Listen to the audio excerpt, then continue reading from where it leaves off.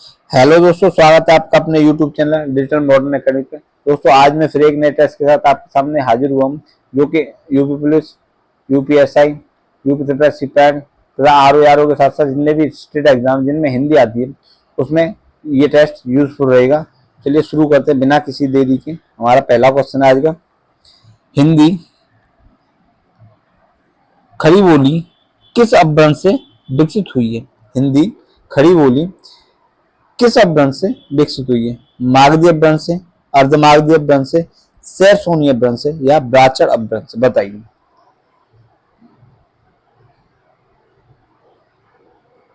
बिल्कुल, ये होगा आपका उत्तर। इसका होगा सैरसोनी। देखो सैरसोनी अपभ्रंश के अंतर्गत कौन कौन सी भाषा आती है? देखो एक तो पश्चिमी हिंदी आती है अपनी, कौन सी?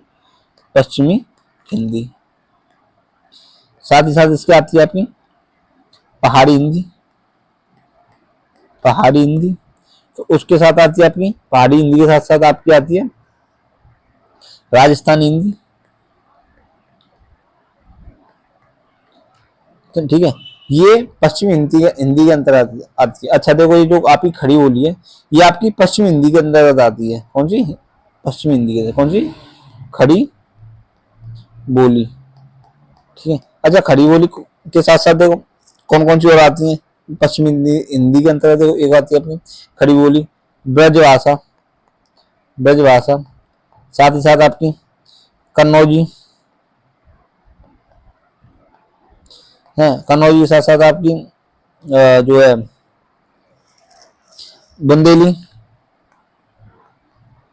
बुंदेली, राजस्थानी, सॉरी हरियाणवी। कौन सी? हरियाणवी, हरियाणवी। ये आती है आपकी किसके अंतर्गत? सैरसोनी अपभ्रंश के पश्चिम हिंदी के अंतर्गत आती है। अच्छा देखो, मागधी अपभ्रंश से कौन सी भाषा का विकास हुआ? बताइए।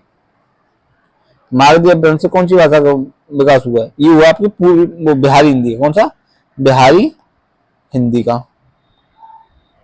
ठीक है। और अर्धमागधी से आपकी पूर्व हिंदी का, पूर्वी हिंदी का। ठीक है। और ब्राचर से आपकी कौन सी? सिंधी का, सिंधी का, सिंधी जो भाषा है उसका विकास हुआ है। ठीक है। नेक्स्ट क्वेश्चन हमारा, मगही किस उपभाषा की बोली है? मगही किस उपभाषा की बोली है? बताइए। राजस्थानी, पश्चिमी हिंदी, पूर्व हिंदी या बिहारी? बताइए।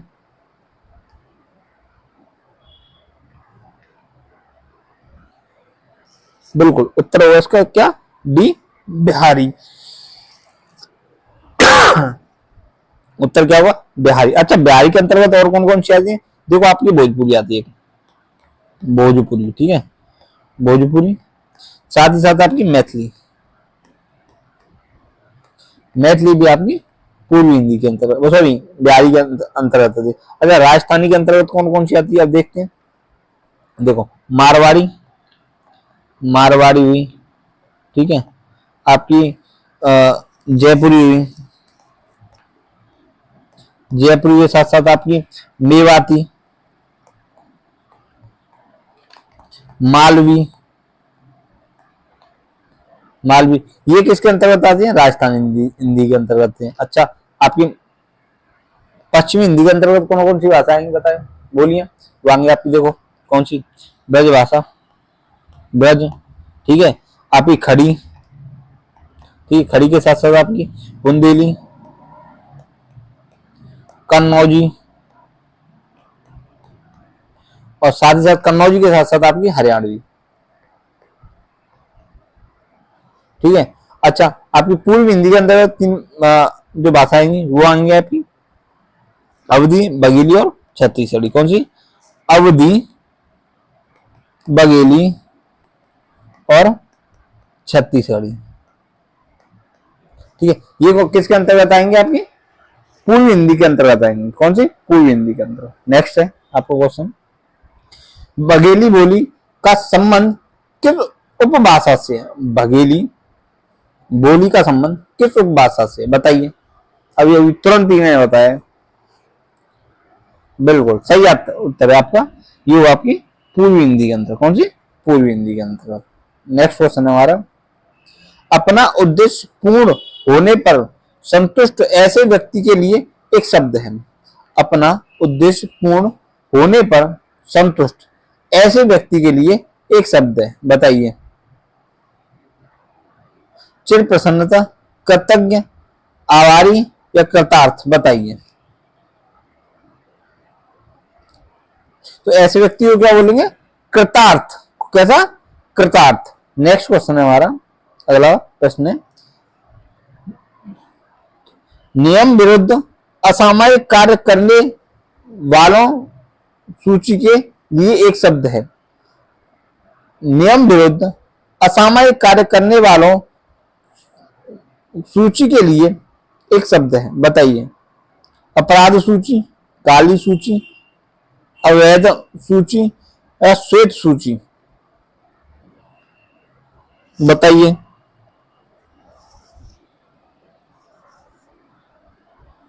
बिल्कुल, कौन सी होगी? काली सूची होगी।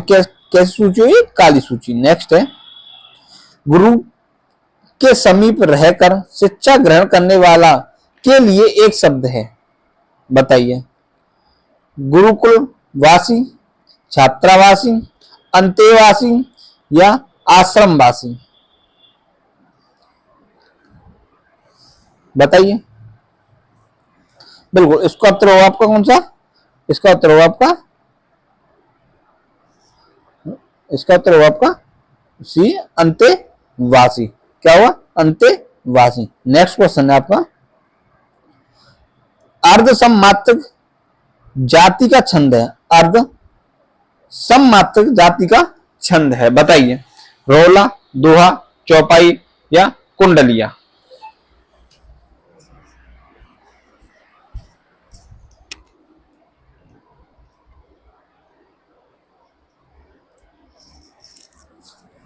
बताइए। बिल्कुल, इसका उत्तर होगा आपका कौन सा? दोहा। कौन सा हुआ? दोहा। ठीक है। नेक्स्ट क्वेश्चन है हमारा, घनाक्षरी छंद है, कैसा है? मात्रिक छंद है, वर्णिक छंद है, मिश्र है या इनमें से कोई नहीं, बताइए। बिल्कुल, इसका उत्तर क्या हुआ? बी। तो घनाक्षरी आपका कैसा छंद है? ये वर्णिक छंद है। नेक्स्ट है, वीर या आल्हा किस जाति का छंद है? वीर या आल्हा किस जाति का छंद है, बताइए। वर्णिक, मात्रिक, मुक्त या इनमें से कोई नहीं,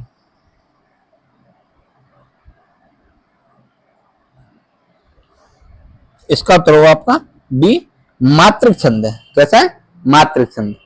नेक्स्ट क्वेश्चन है आपका, अंतड़ियों में बल पड़ना का मुहावरा है। अंतड़ियों में बल पड़ना का मुहावरा है। बहुत रोना, बहुत हंसना, बीमार होना या दौड़ धूप करना, बताइए।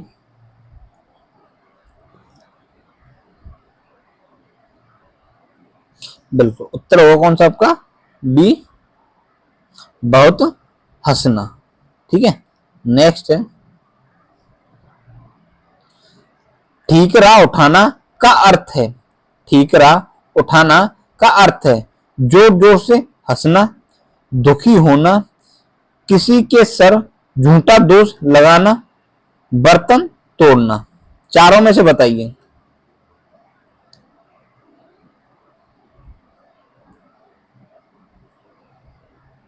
बिल्कुल, इसका उत्तर होगा आपका सी, किसी के सर झूठा दोष लगाना। नेक्स्ट क्वेश्चन है, उलट फेर होना का अर्थ है। उलट फेर होना का अर्थ है, बताइए। करवट लेना, हिंसा होना, अपेक्षा के विरुद्ध काम करना या परिवर्तन होना, बताइए।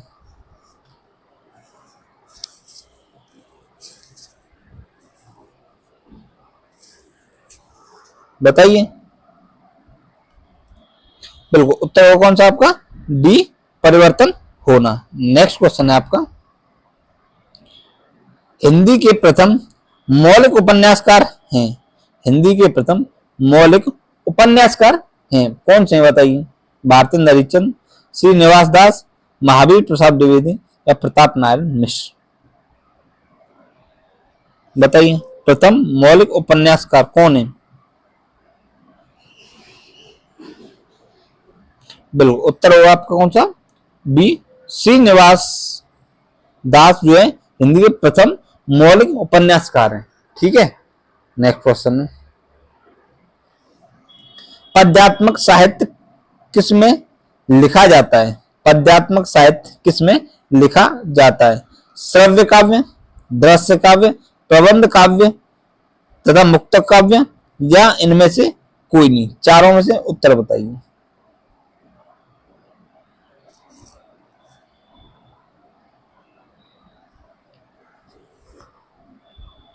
तो पद्यात्मक काव्य साहित्य लिखा जाता है, किसमें लिखा जाता है? आपके प्रबंध काव्य तथा मुक्तक काव्य में।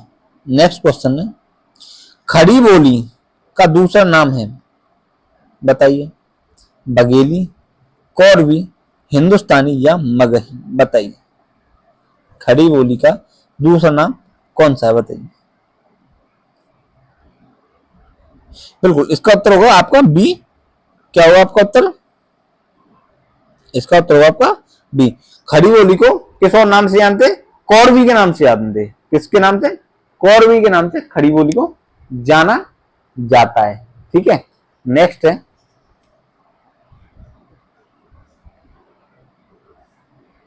नहीं पराग नहीं मधुर महो मधु, नहीं विकास इह काल, अली कली ही सौ विंध्यो, जुरत चतुरचित प्रीत। बताइए, ये जो पंक्ति है किसकी है? बिहारी की, रसखान की, घनानंद की, या रहीम की? बताइए चारों में से।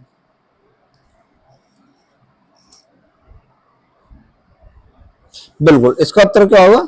बिहारी जी की है। किसकी पंक्ति है? बिहारी जी की। ठीक है, नेक्स्ट क्वेश्चन है, खल की प्रीति जत थिर नाही, खल की प्रीति जत थिर नाही, ये पंक्ति है किसकी? बताइए, सूर्य की, जायसी की, केशव की, या तुलसी की?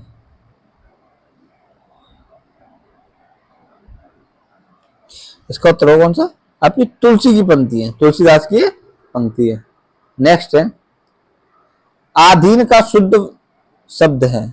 आधीन का शुद्ध शब्द है मतलब बर्तनी पूछ रहा, बताइए, ए, बी, सी और डी में से।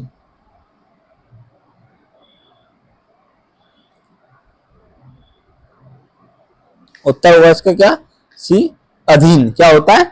अधीन। शुद्ध वर्तनी क्या होती है? अधीन। नेक्स्ट क्वेश्चन है आपका, गोवर का तत्सम रूप है? गोवर का तत्सम रूप है, बताइए, गुरबर, गोमय, घवर, या गुब्बर? बताइए। बिल्कुल, इसका तत्सम शब्द क्या हुआ आपका? गोमय। गोमय का तत्सम तत्सम गोबर का तत्सम शब्द क्या है? गोमय। ठीक है, नेक्स्ट, माँ का तत्सम रूप है? क्या है? मात्र, मातृका, माताश्री, मातुश्री? बताइए।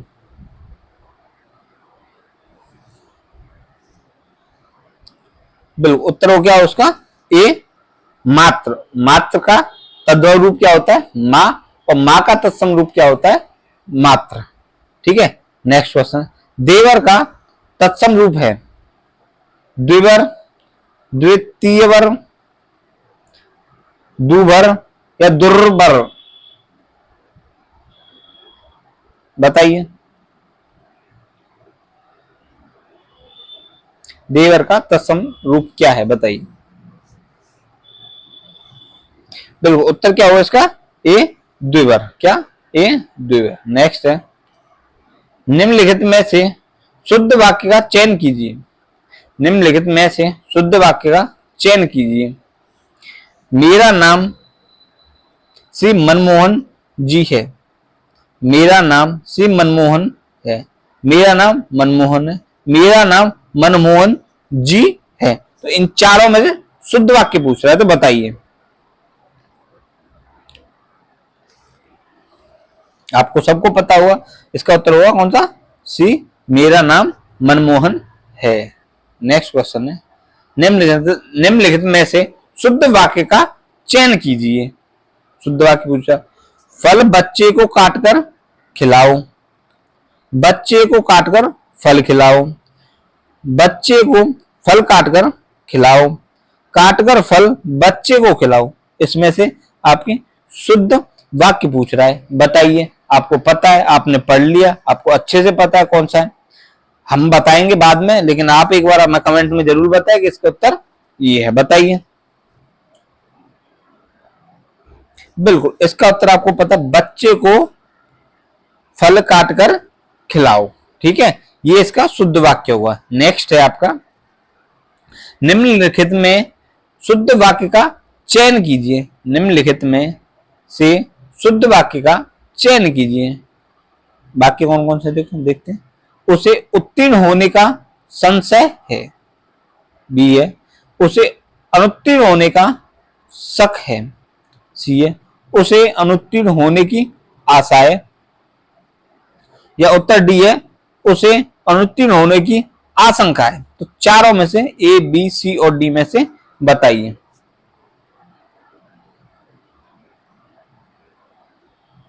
बिल्कुल, उत्तर क्या होगा इसका, डी, उसे अनुत्तीर्ण होने की आशंका है। ठीक है, नेक्स्ट क्वेश्चन है हमारा, निम्नलिखित में से उपसर्ग रहित शब्द है, बताइए। सुयोग, विदेश, अत्यधिक या सुरेश।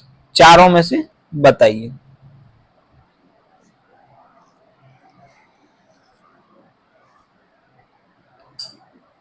बिल्कुल, इसका उत्तर क्या हुआ, सुरेश।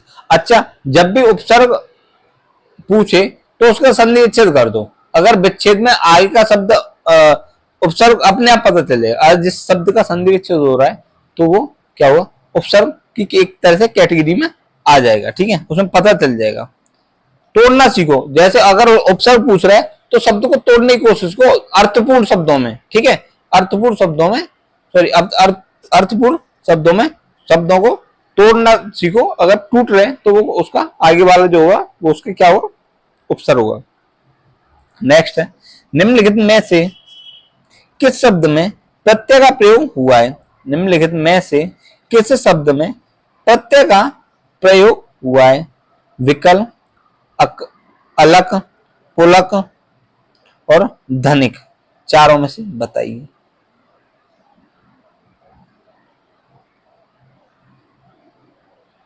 बिल्कुल, क्या होगा इसका उत्तर, डी, धनिक। क्या हुआ, धनिक। तो इसमें प्रत्यय क्या है, एक प्रत्यय, कौन सा, एक प्रत्यय लगा हुआ है इसमें। ठीक है, धन और एक। ठीक है, क्या हो जाएगा, धनिक। नेक्स्ट है, किस शब्द में आवा प्रत्यय नहीं है। किस शब्द में आवा प्रत्यय नहीं है, बताइए। दिखावा, चढ़ावा, ठीक है, चढ़ावा या बुलावा, बताइए। ए, बी, सी और डी में से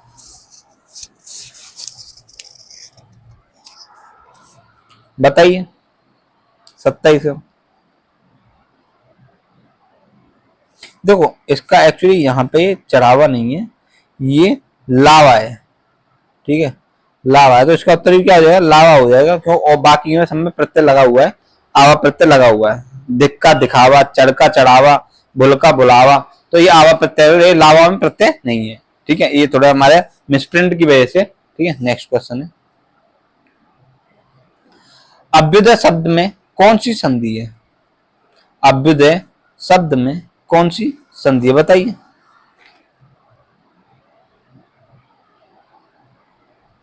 बिल्कुल, उत्तर क्या होगा इसका, यण संधि होगी, स्वर संधि की यण संधि। ठीक है, अच्छा, एक बात ध्यान रखना, यण संधि की पहचान के लिए यण संधि की पहचान के लिए कि हमेशा य और व से पहले आधा व्यंजन आता है। य और व से पहले, य और व से पहले क्या आएगा, आधा व्यंजन आएगा। ये यण स्वर संधि की पहचान। और अयाली स्वर संधि की पहचान क्या है? यह और वह से पहले पूर्ण व्यंजन आएगा, ठीक है, पूर्ण व्यंजन आएगा, ठीक है, इस चीज को ध्यान रखना। नेक्स्ट है, स्वर संधि का उदाहरण कौन सा है? स्वर संधि का उदाहरण कौन सा है? बागीश, दिगंबर, रत्नाकर या ददुष्कर्म? बताइए, चारों में से बताइए।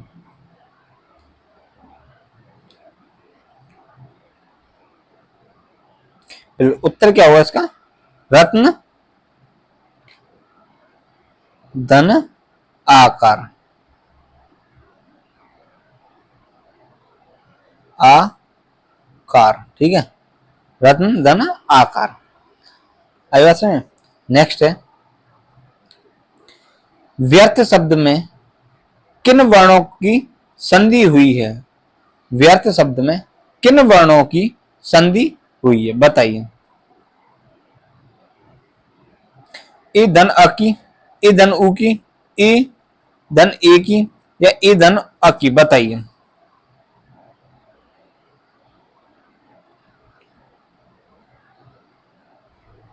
बिल्कुल, उत्तर क्या हुआ इसका? ए और अ की क्या हुआ? संधि हुई है। क्योंकि ये संधि किसका उदाहरण है? व्यर्थ।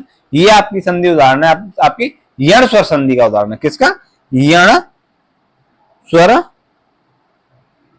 संधि का, ठीक है, यण स्वर संधि का उदाहरण है। नेक्स्ट है आपका, जितेंद्रिय में कौन सा समास है? जितेंद्रिय में कौन सा समास? द्वंद्व समास, बहुब्रीहि समास, तत्पुरुष समास या कर्मधारय समास? बताइए।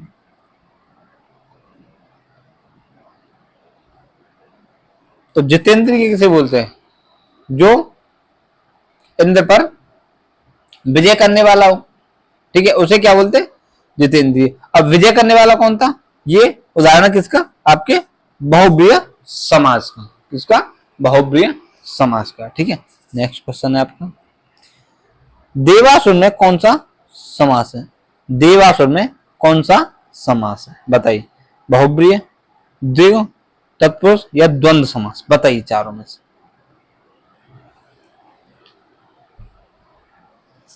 बिल्कुल, इसका उत्तर आपका कौन सा? डी, द्वंद्व समास। क्यों? देव और असुर, तो कौन सा हो जाएगा?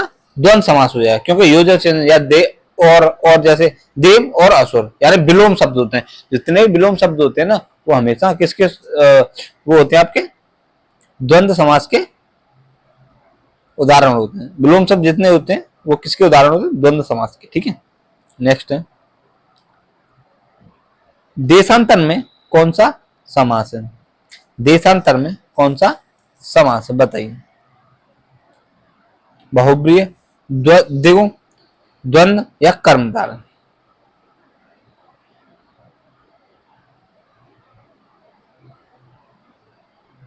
बिल्कुल, इसका उत्तर क्या हुआ? इसमें देशांतर में किसका जो ये उदाहरण वो है आपका द्वंद्व समास है। किसका? द्वंद्व समास है। नेक्स्ट है, इनमें से तुरंग शब्द का पर्याय है। इनमें से तुरंग शब्द का पर्याय है। बाज, अम्बुधर, पिजन, किंकर। इन चारों में से उत्तर बताइए। तुरंग का, तुरंग बोलते किसे? पहले तो इस बात को ध्यान, तुरंग बोलते हैं घोड़े को। किसको? घोड़े को, घोड़े को, ठीक है। किसे बोलते हैं? घोड़े को। अब घोड़े का कौन सा? आपका उत्तर होगा इसका ये बाजी। बाजी भी किसका पर्यायवाची है? वो आपके घोड़े का। नेक्स्ट है, बगीचा का पर्यायवाची है। बताइए। निर्जन, व्यंजन, आराम या अल्पशाला? बताइए। भाई देखा आपने होगा, जो बगीचा होता है वो किसके लिए होता है? आराम के लिए होता है। होता है कि नहीं होता? क्या उत्तर होगा इसका? आपका सी। भाई हिंदी बहुत इजी है मतलब हलवा यार, ठीक है। नेक्स्ट है, केतु का पर्यायवाची शब्द है। केतु का पर्यायवाची शब्द है। झंडा, आचार्य, किरण या दिशा? बताइए। बिल्कुल, केतु में होता है झंडा, किसका पर्यायवाची है? झंडा। अच्छा, झंडे के और पर्यायवाची हैं, देखो आपका पताका हो गया, ठीक है, निशान हो गया, ये किसके पर्यायवाची है आपके? केतु यानी झंडे के पर्यायवाची है। नेक्स्ट है आपका गहरा का विलोम शब्द है, गहरा का विलोम शब्द है। ए उथला, बी भरा हुआ, सी खाली और डी आपका छलका। ये चार हैं, चारों में से बताइए गहरा का विलोम।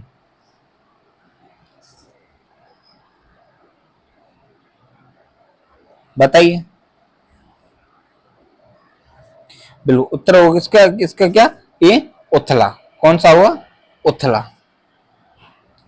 योगी का विलोम शब्द है, बताइए। वैभवशाली, भोगी, विलासी या ऐश्वर्यशाली, बताइए। योगी का विलोम है, बताइए। बिल्कुल, उत्तर होगा इसका क्या? आपका बी भोगी। योगी का विलोम क्या हुआ? भोगी। नेक्स्ट है अंधेरा का विलोम शब्द है, अंधेरा का विलोम शब्द है, बताइए। भोर, प्रकाश, उजाला या ज्योति, बताइए। भोर, प्रकाश, उजाला या ज्योति, बताइए।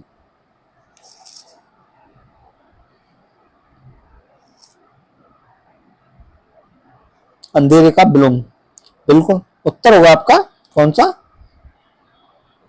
अंधेरे का उजाला। क्या हुआ? अंधेरे का उजाला हुआ। क्या हुआ? सी उजाला। नेक्स्ट है, और ये इस टेस्ट का आखिरी क्वेश्चन है, तो बड़े सोच समझ के देना। मंद का विलोम शब्द है, बताइए। स्तुत, द्रुत, शीघ्र या त्वरित। तो दोस्तों इसका आप हमें जो इसका उत्तर है वो हमें कमेंट में देना, इसका उत्तर हम कल बताएंगे। तो आज इस टेस्ट को यहीं समाप्त कर रहे हैं, कल फिर एक नेक्स्ट टेस्ट के साथ आपके सामने हाजिर होंगे। तब तक के लिए नमस्कार, सत श्री अकाल, राम राम। ठीक है।